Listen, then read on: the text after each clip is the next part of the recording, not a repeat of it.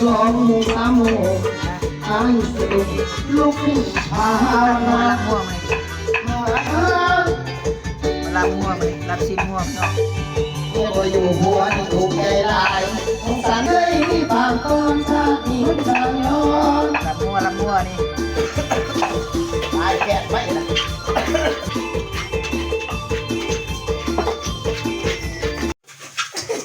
เจ้ามันขี้มันเท่าไหร่โหดนะ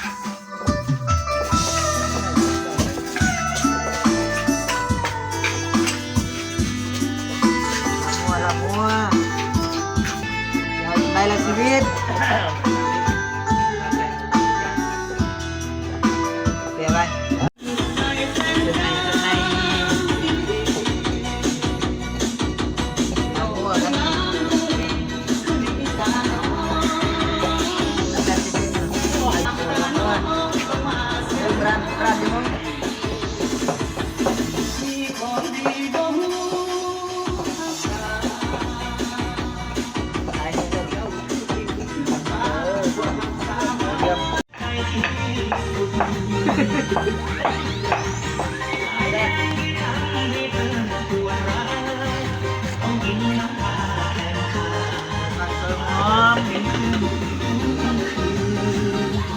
ดีเจเมฆนอนน้อย ได้แล้ว ไปสิต้ม มาเพียวันบานเลย ยังไง เพีย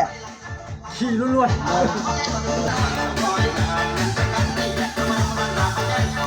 มาเพียวันบานเลยทำไมกันเข้าไปใกล้กันเลยนี่จะน้ำปลาจะบวมนึงรออยู่นี่เนาะใส่ลายเสียบลาย